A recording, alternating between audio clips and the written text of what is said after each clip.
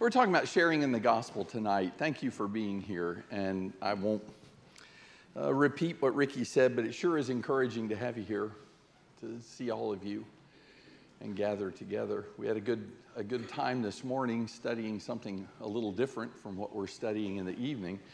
And my guess is we're probably going to go somewhere tonight that you haven't thought about before. I'm guessing that might be the case. So let's start out with a quiz. You don't have to answer any of these out loud, but I'm going to show you some things. I want you to rate the value of the following. I'm going to give you a list of things.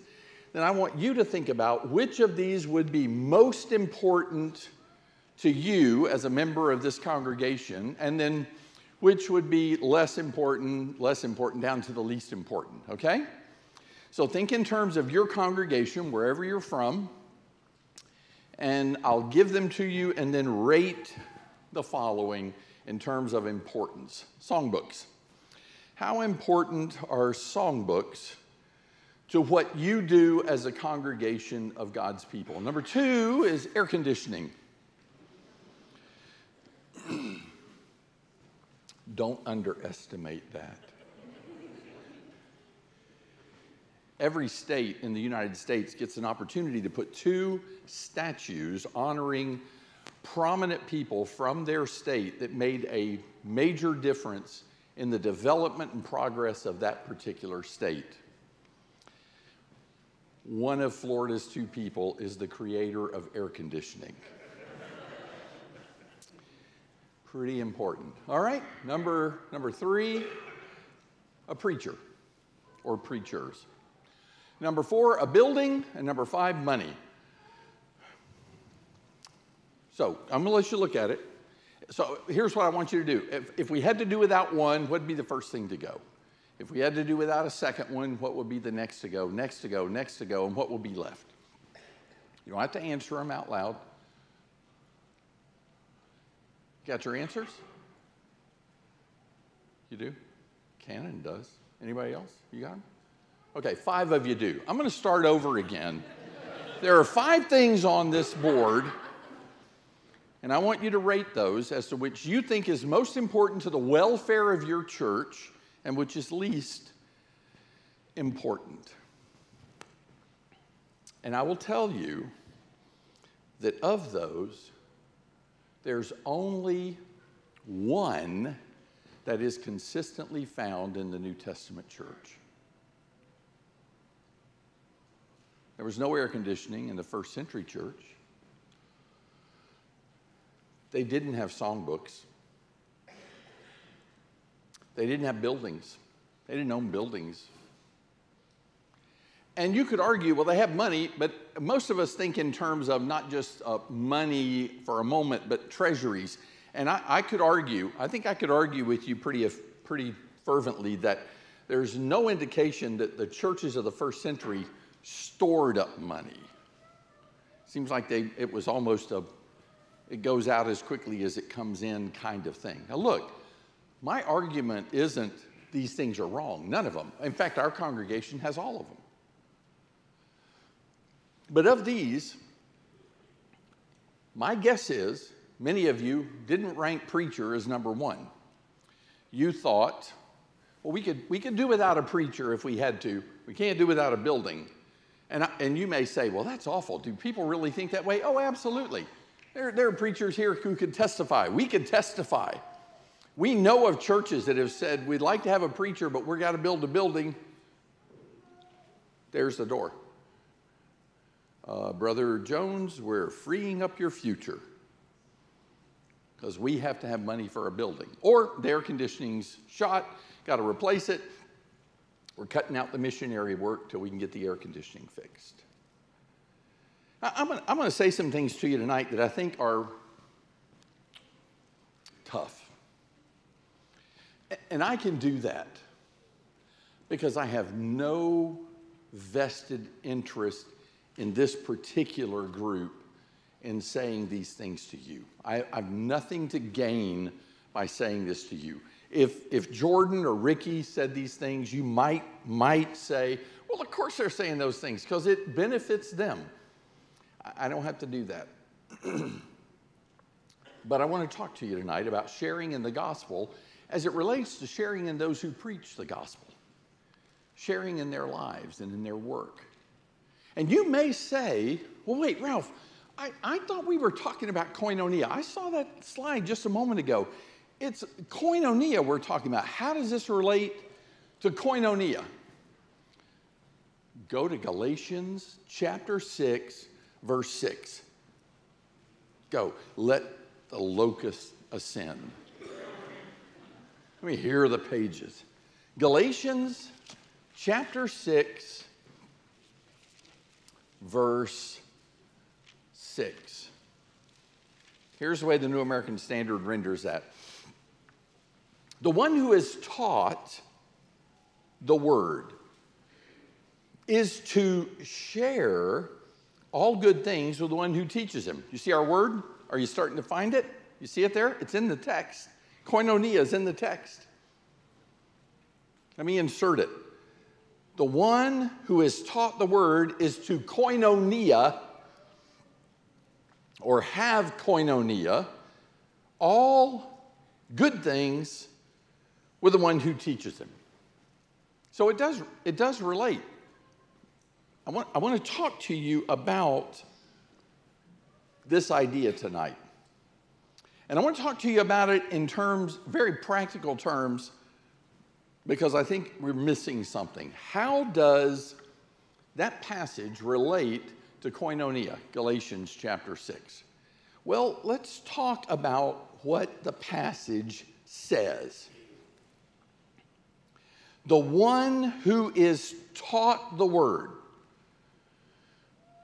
is to share all good things with the one who teaches him.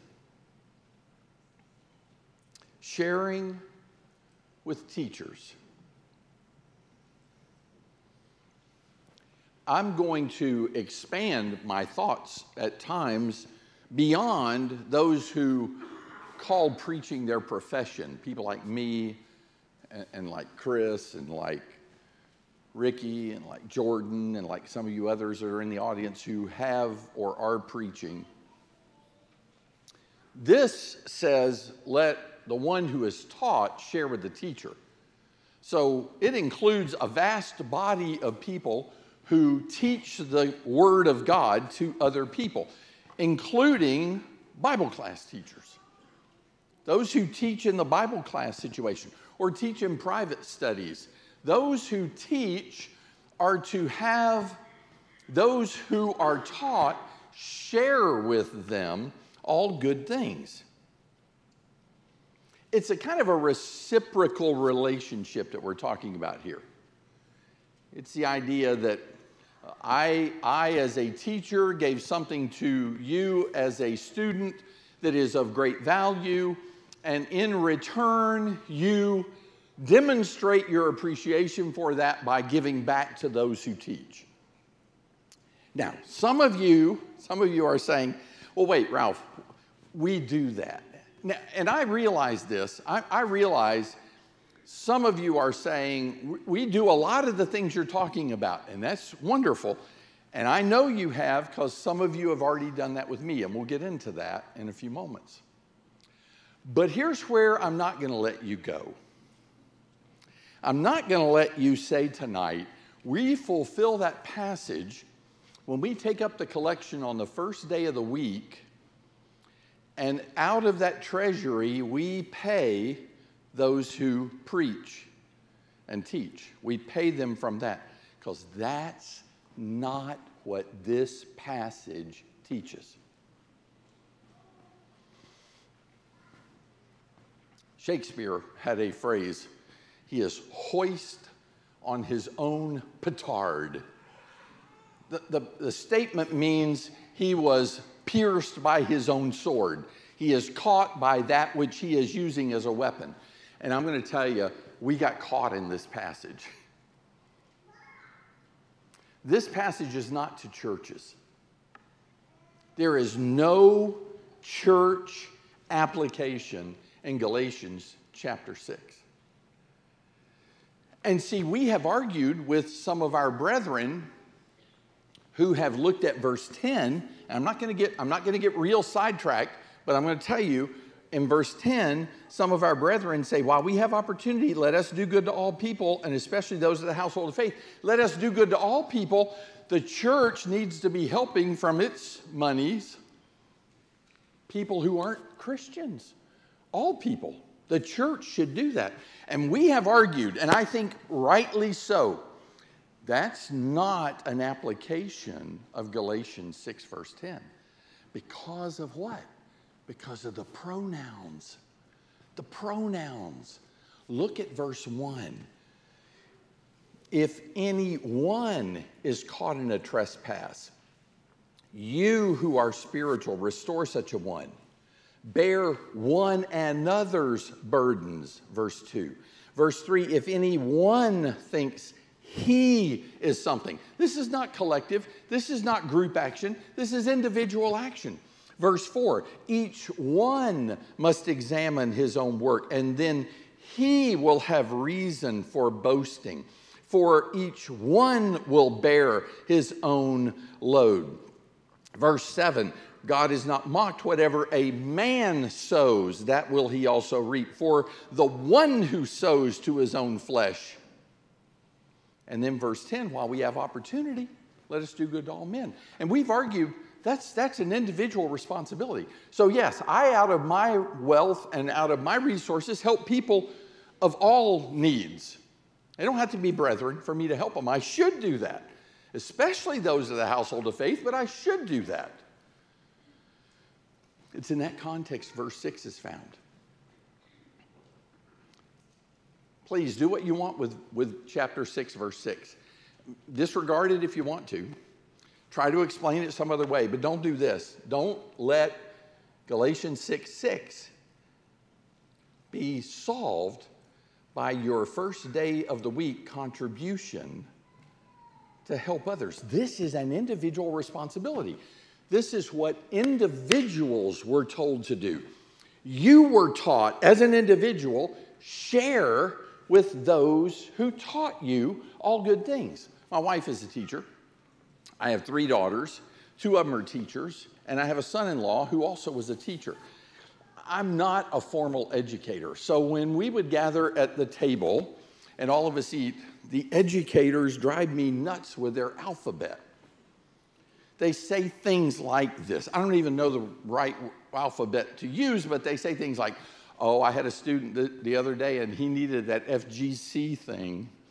Or they'll say, oh, well, have you tried that AOL test? Have you done I've got one that's GBD. You know, and I don't know what in the world that means.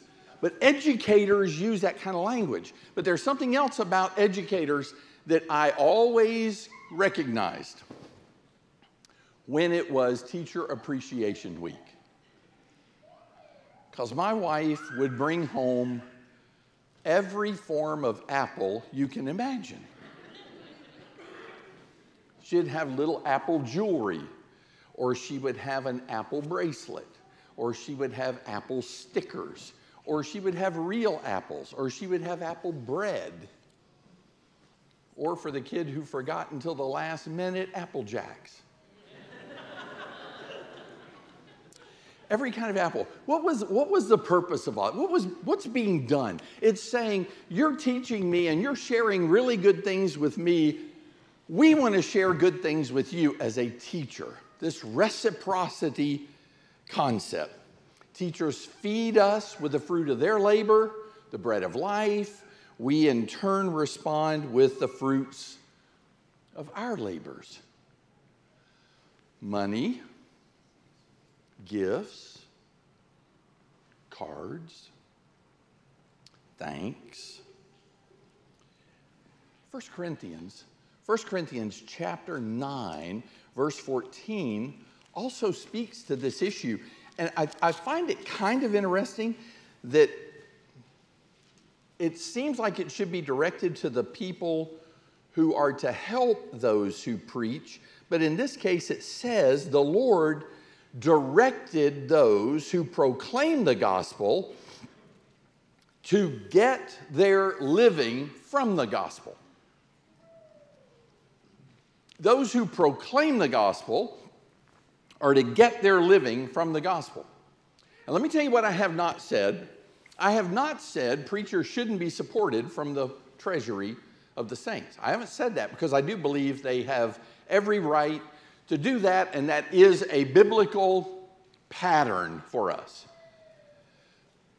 But that is not what Galatians chapter 6, verse 6 says.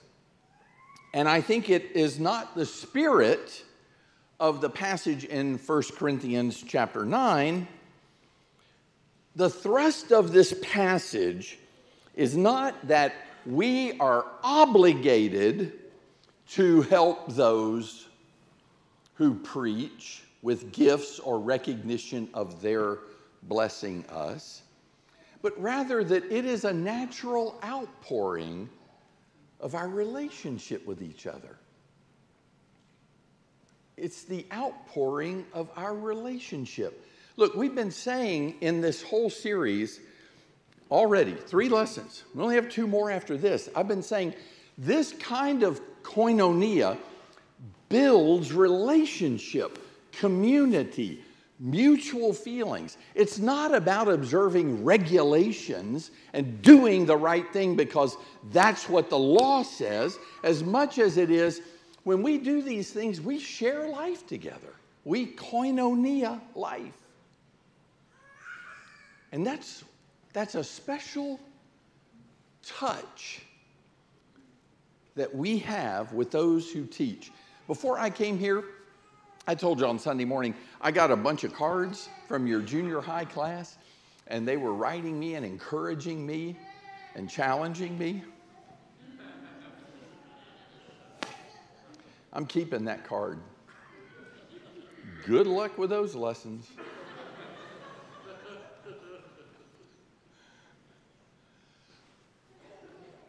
I've had some of you who sent me emails and said, we're excited about your coming. Some of you sent me cards ahead of time. You have encouraged me in a great way. And that is one of the ways I'm talking about. I'm not just saying you have to help monetarily, but because that's not what the passage says. The passage says, share all good things with him who teaches. So listen to this in Romans chapter 15. Romans chapter 15 and verse 27. It's talking about the saints at Macedonia and Achaia, and they're pleased to make a contribution for the poor among the saints in Jerusalem. And Paul gives the reason why they were happy to make a financial contribution to people they had never met personally. Here's what it says. They were pleased to do so. And they are indebted to them. For if the Gentiles have shared in their spiritual things, they are indebted to minister to them also in material things. Now, I want you to notice 2 words in that text before we leave it. Our word is there. Koinonia is there. They shared with them. They koinonia'd with them. That's our word. It's in the text. But the second word is the sense of indebted. They felt this personal obligation to help the saints at Jerusalem. Why? Because the saints at Jerusalem had provided for them the gospel of Jesus Christ.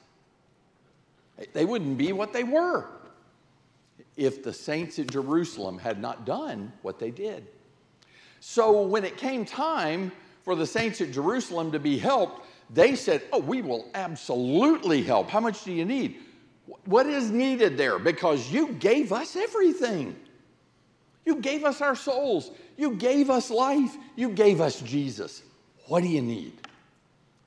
And they felt that as an indebtedness to do that.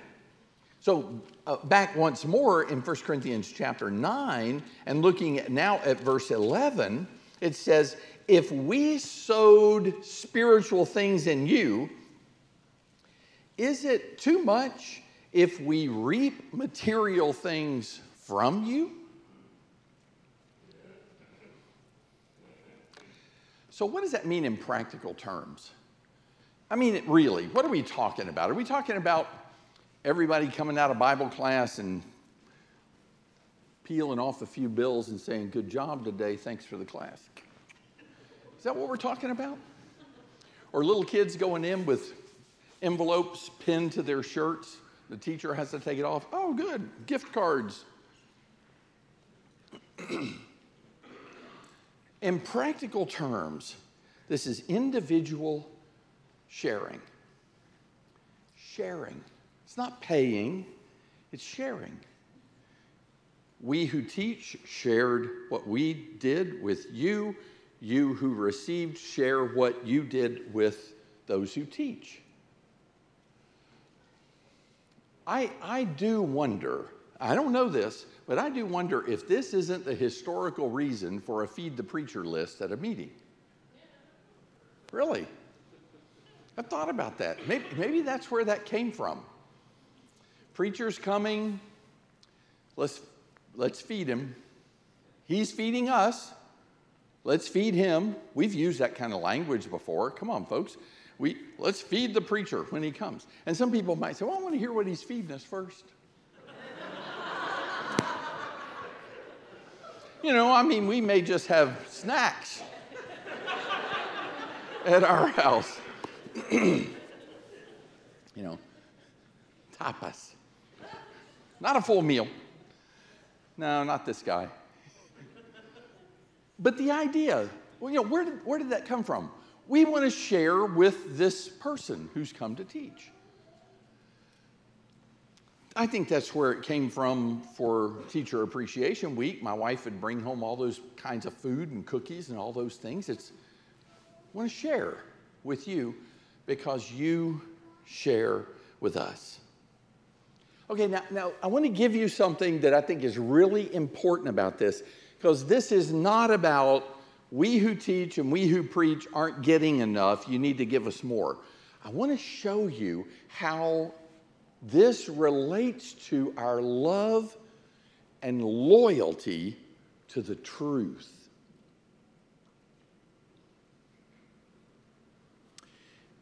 Let's say your name's on the list to feed the preacher. Let's say it's me. You're on the list to feed me. And we'll just go ahead and use tonight. You don't like this lesson. You don't like what I'm saying. And you're supposed to feed me tomorrow night. And I mean, you're not just kind of mildly upset. You're really mad. Oh, don't look around to see who that person is. They're not in a... Who is he? You know, the elders are really concerned. They're wanting to look over their shoulder. Who is it? If you go to the elders or the preacher and say, take my name off the list, I'm supposed to feed him tomorrow. I'm not feeding him tomorrow night. You're saying something about my presentation of what I believe to be truth. You're either saying it's true, but I don't like it, or you're saying, I don't believe it's truth. There's a sense in which sharing with those who teach carries with it the obligation of sharing even when I may not like the message. I may not like the message. I mean, it might be, as we talk about all the time, you stepped all over my toes. Can you still share with those who teach, who challenge you and push you and make you uncomfortable? Because if you love the truth, you will.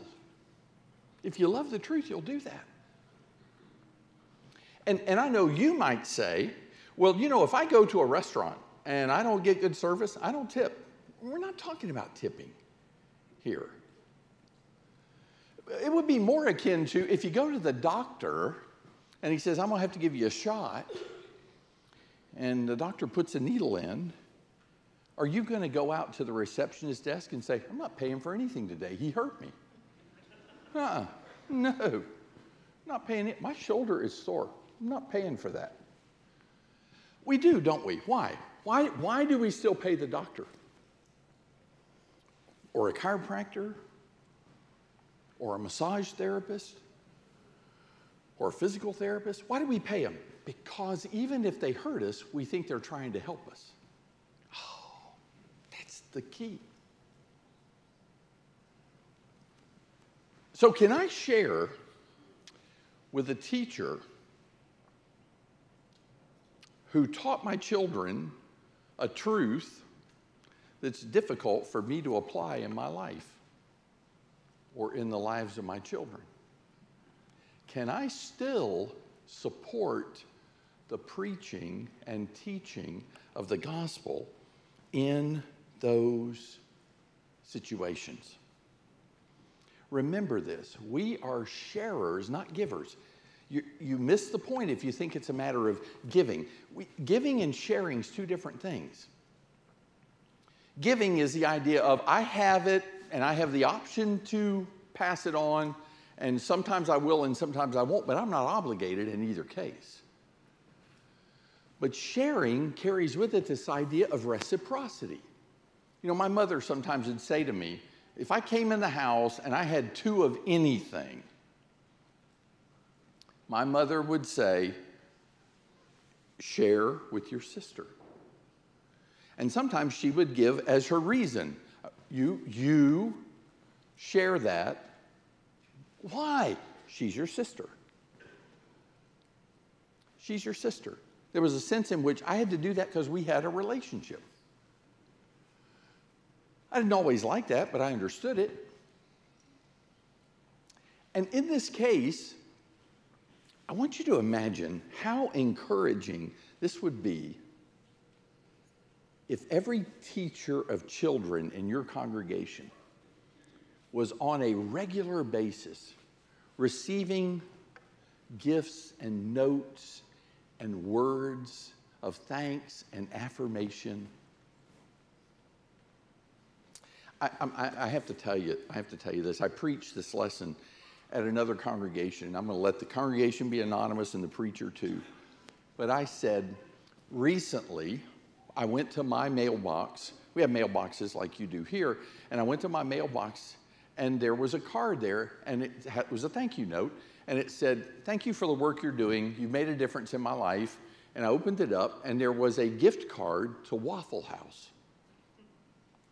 You know, scattered, smothered, covered Waffle House.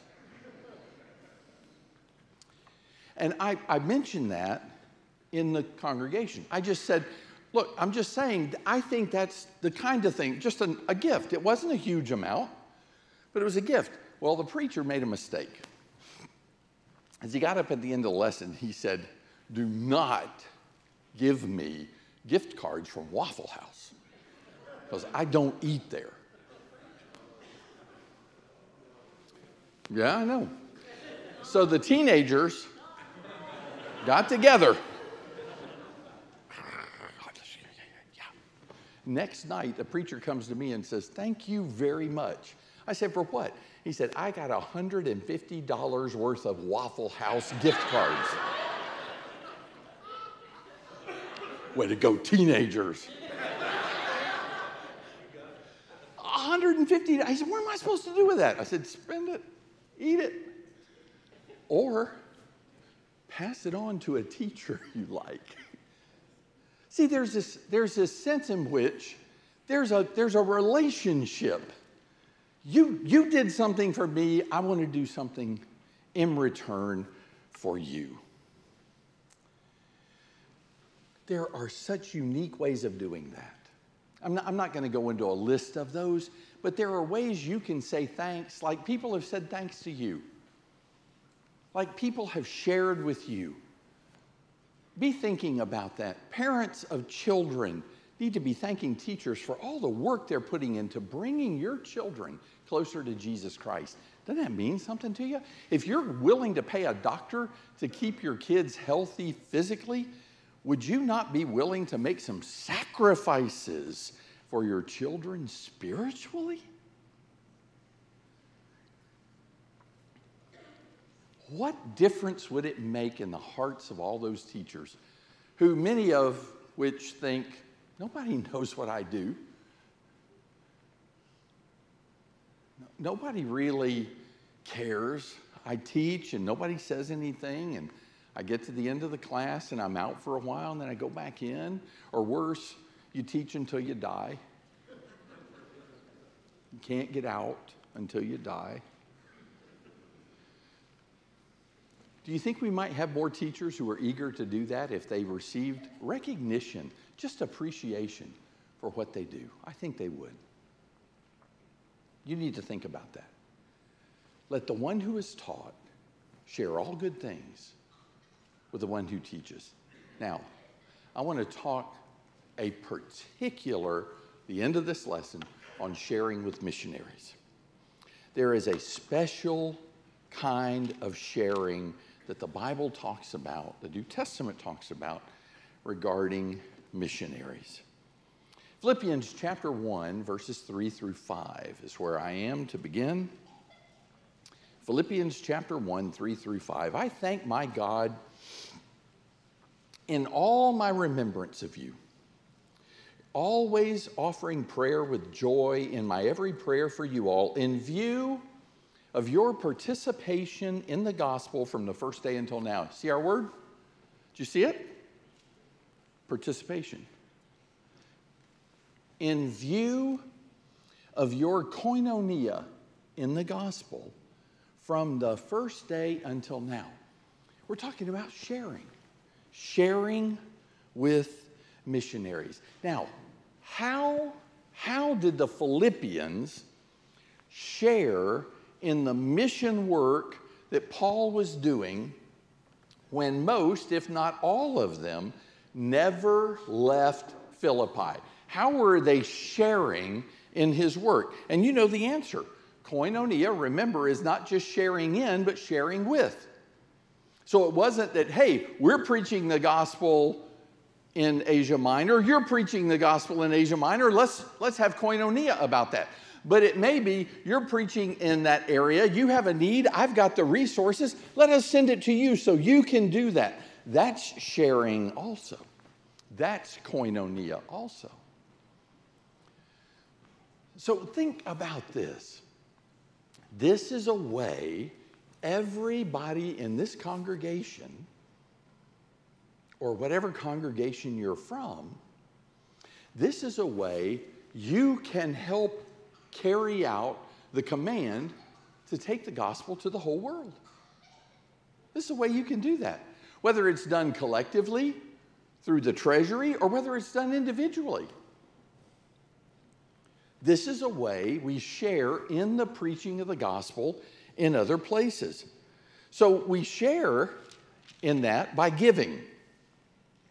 Philippians chapter 4, verse 10, I rejoiced in the Lord greatly that now at last you've revived your concern for me. Indeed, you were concerned before, but you lacked opportunity. And verse 15 says, you know that at the first preaching of the gospel, after I left Macedonia, no church shared with me in the matter of giving and receiving, but you alone. See our word? See it? Shared with me. Nobody shared with me, nobody koinonia'd with me, except you guys at Philippi. They realized they had a debt to the lost because they were the lost and somebody had helped them find Christ, and they had the obligation to do the same. Now, I'm going to show you something. I'm guaranteeing you're probably going to react negatively to it at first, but then I want you to think about it.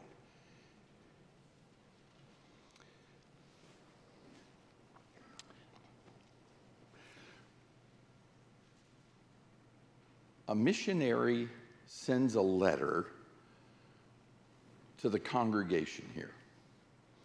And here's how the letter reads. Dear brethren, I am going to begin preaching the gospel in New Zealand. There are not very many churches there.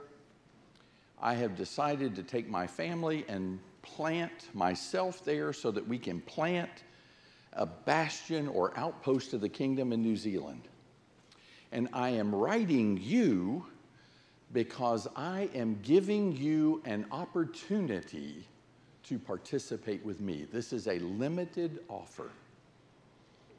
But I have prayed about it, and I am going to allow you to support me in that work. Now, most of us react to that this way. Are you kidding? Are you kidding? That sounds like an infomercial. You're going to allow us? Aren't you just asking us to support your work? Aren't you asking us if we will help you? You make it sound like you're helping us. That's the way you make it sound in that letter. Okay, read verse 17. Philippians Chapter 4, verse 17. Not that I seek the gift itself, but I seek for the profit which increases to your account. Paul said that. Paul worded that. Paul said, I'm giving you Philippians a chance to help me in my preaching. It's not about the money. It's not about my getting the money. It's about what this will do for you. You are going to benefit by helping me. And I'm giving you that chance.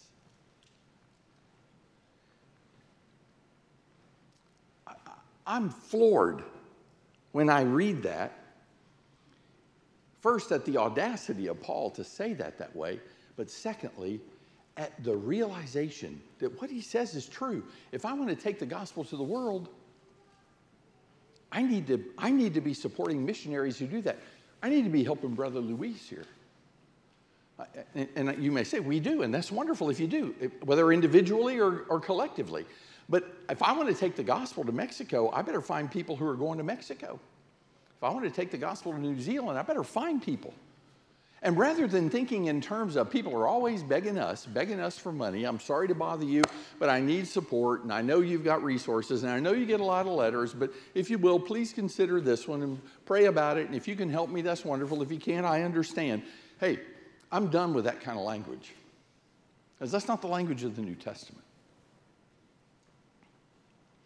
The language of the New Testament, stated here by Paul, is, if you want to help me, you can do that. And I'm concerned about that, and I'm eager to let you help me because it's going to benefit you. It's going to make a difference in your life. Supporting missionaries is going to make a difference in your life. So there's that recognition for it. We find equality with the one who is preaching.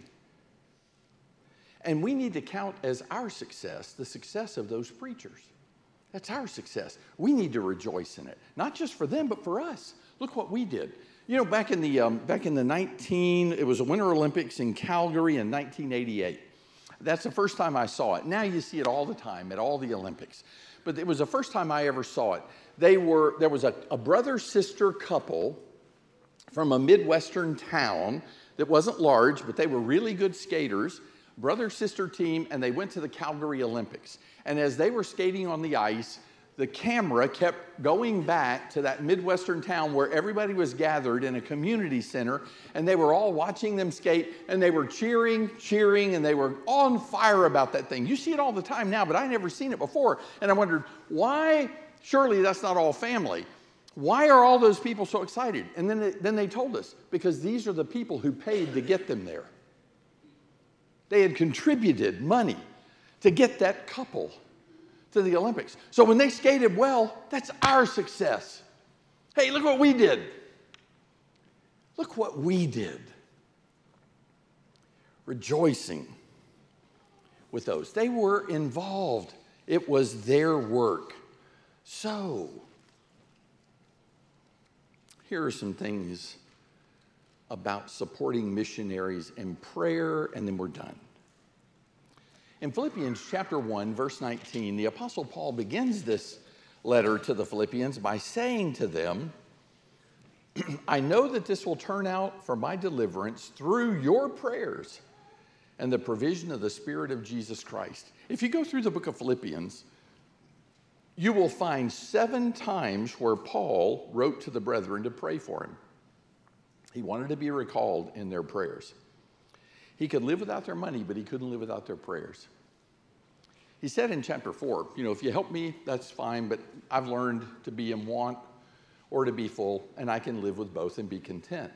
But he couldn't live without their prayers.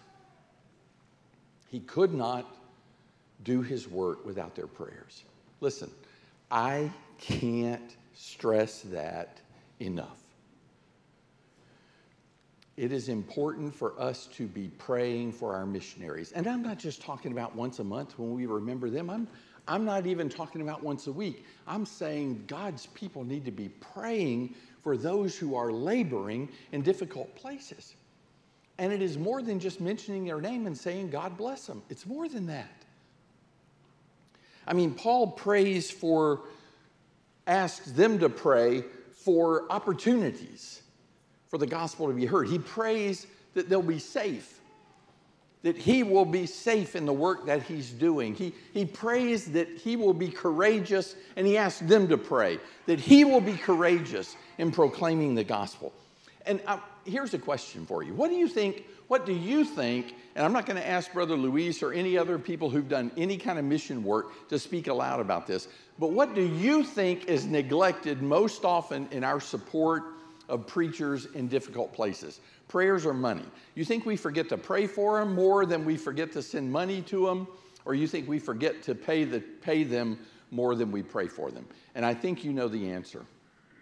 We're pretty diligent about supporting them financially. We have good treasurers who make sure those checks are written and they're delivered on a regular basis. Now, I received outside support for a while, and I know sometimes they'll miss. I know that happens sometimes, but overall, we make sure they get the pay that we've promised them so they can exist on that. But I'll tell you what they want, and what we may not provide as often is prayers. Praying for them. Taking time to pray for them. And you may say now, well, what do we pray about?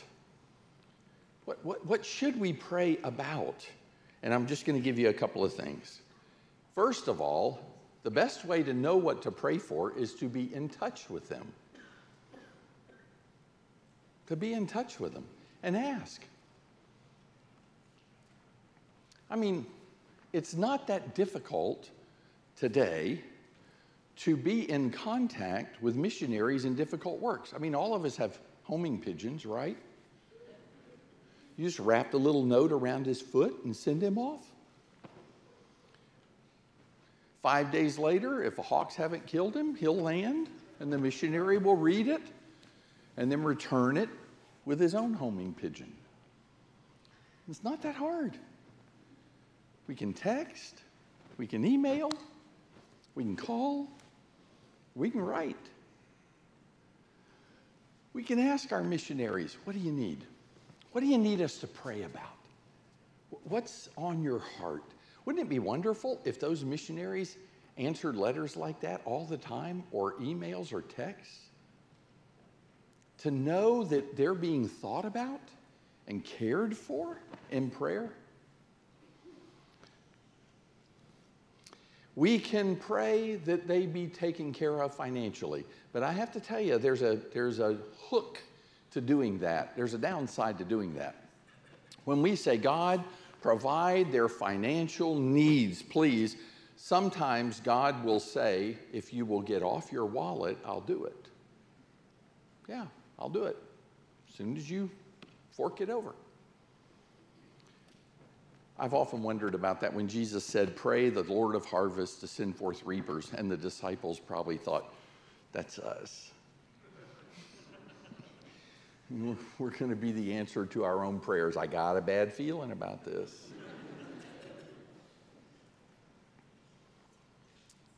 Praying for their financial needs may mean that we are the answer to that. Or opportunities for the gospel. Ephesians chapter 6 talks about that in verse 19. Pray for their family needs. Sometimes they're away from family, and sometimes their family is with them. And in both cases, there are great hardships. There's hardships of language barriers and economic barriers and barriers just trying to get in and out of a country and being separated from loved ones. Back home, it's not the same as it was before. Praying for them, that their families will be taken care of. Praying for their physical safety. Listen, for a long time, we didn't have to worry too much about that, but we're having to worry about that again. Some of our missionaries are in danger for their lives in some of these countries. Romans chapter 15, Paul asks for that. So here's the bottom line. Prayer can involve me in more ministries than I can personally be involved in. It can enable me to share in that with others. And it will build a rapport and a relationship that not only do those missionaries long for, but that will make a difference in our lives. The more involved we are in their lives, the more passionate we become about the work they do. Let the one who is taught share all good things with the one who teaches. Be creative in that. God will reward you, and God will bless you with a deeper koinonia than you have ever enjoyed before. Our lesson tonight hasn't been designed in any way to tell you what to do to become a Christian. But it may be that you're here and you have been listening to some of the things we've talked about, and you have been thinking about becoming a child of God, and maybe something in the lesson tonight has prompted you to think this: you know what? I'd like to be part of something that matters like that. I mean, it's clear that these people are talking about things of weight and substance, not trivia.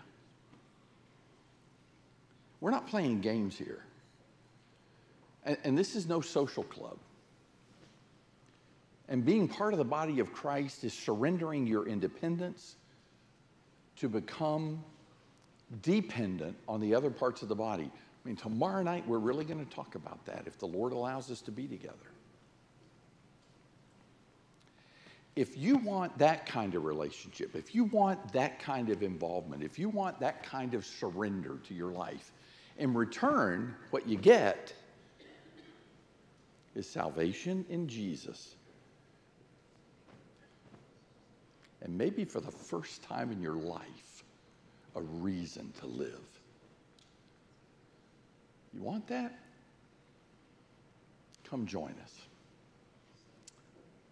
Come to the front and name Jesus as Lord with the rest of us while we stand and sing.